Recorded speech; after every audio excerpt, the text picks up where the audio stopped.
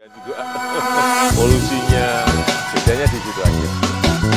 Apalagi dengan Pak Wapres banyak menyampaikan retak. Tiap hari kita ketemu, tiap hari kita juga makan. Kata yang paling tepat yang saya sampaikan, udah nggak ada kata yang lain, ya digebuk.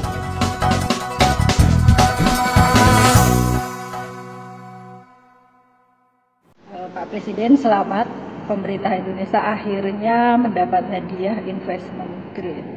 Ini bagaimana perasaan Bapak? Terus dengan pencapaian ini, apakah ekonomi Indonesia akan meroket?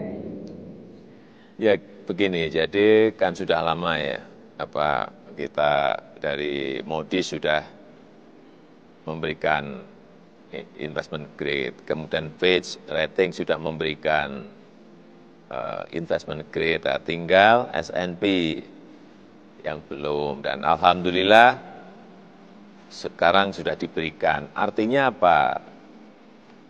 Internasional memandang pengelolaan fiskal kita baik, internasional memandang pengelolaan moneter kita baik, internasional memandang pengelolaan APBN kita baik.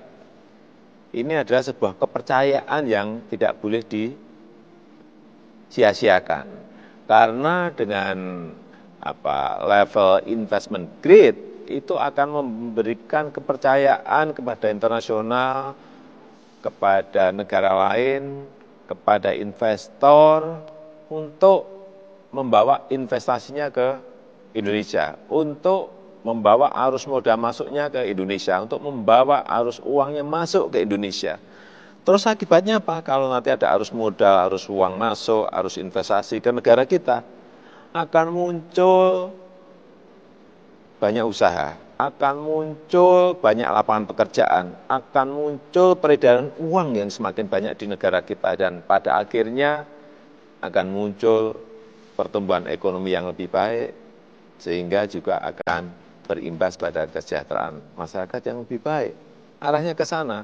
Yang pertama. Yang kedua, dengan investment grade itu karena dipercaya, biaya bunga pinjaman kita menjadi lebih rendah. Ini akan menguntungkan APBN kita, sehingga ruang fiskal itu menjadi lebih gede, menjadi lebih besar. Artinya memang sekarang ini tidak yang namanya perusahaan kecil, tidak yang namanya perusahaan besar, tidak yang namanya korporasi, tidak hanya yang namanya produk, tidak hanya yang namanya negara, yang namanya trust itu sangat penting sekali. Kepercayaan itu sangat penting sekali. Orang punya duit banyak, kalau nggak dipercaya, udah nggak akan bisa apa-apa. Tapi orang yang nggak punya duit tetapi dipercaya itu bisa mendatangkan uang dari mana-mana. Sehingga yang namanya trust, yang namanya kepercayaan itu harus dijaga. Optimis ya? Ya harus optimis, bekerja memang harus seperti itu. Ya ini sangat basic sekali ya, sangat fundamental sekali. Fondasi yang namanya infrastruktur. Semua negara ini memerlukan bahwa infrastruktur itu harus ada. Entah itu yang namanya pelabuhan, entah itu yang namanya airport, entah itu yang namanya jalur kereta api, entah itu yang namanya pembangkit listrik, entah itu yang namanya jalan-jalan, entah jalan biasa, jalan arteri atau jalan tol, semuanya diperlukan. Tanpa itu tidak mungkin yang namanya competitiveness kita, daya saing kita akan baik. Saya berikan contoh. Kemarin kita meresmikan pelabuhan kecil yang ada di Tapaleo, di Halmahera Tengah, di Provinsi Maluku Utara. Pelabuhan kecil, tetapi dengan adanya pelabuhan itu, kapal bisa merapat. Kapal sedang bisa merapat. Dengan kapal itu, sembako bisa dibawa ke sana, secara ke Halmahera Tengah secara rutin. Semen bisa dibawa ke sana secara rutin. Sehingga harganya menjadi turun lebih rendah. Tetapi juga jangan keliru, setelah kapal datang ini mau kembali, ini juga sama.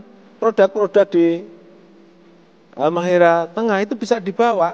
Lada bisa naik kapal dijual.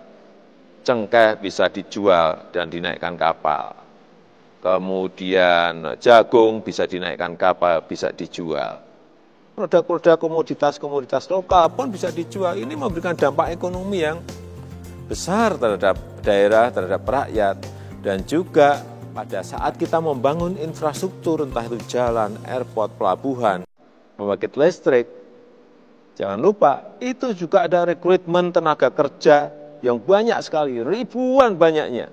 Pak, sudah berapa kilometer Pak jalan tol yang sudah terbangun? Trans Papua, Trans Sumatera, Trans Jawa itu sudah berapa ini Pak? Ini kan misalnya jalan tol ya, target kita kan 1.200 km dalam 5 tahun. Tetapi perkiraan saya akan lebih dari itu, mungkin 1.600, 1.800 akan terbangun. Tapi harus kita ingat, dalam 40 tahun ke belakang setelah tol Jagorawi, itu dalam 40 tahun kita hanya membangun jalan tol itu 780 kilo. Selama 40 tahun, 780 kilometer. Negara yang lain, saya berikan contoh, ya, di China, itu sekarang yang dulu juga melihat tol Jagorawi ini kan dulu banyak yang lihat-lihat. Sekarang mereka sudah memiliki 280.000 kilometer. Udah. Oleh sebab itu, kenapa kita ingin mempercepat agar tidak ditinggal oleh negara-negara yang lain yang dulu melihat kita, melihat pembangunan di sini.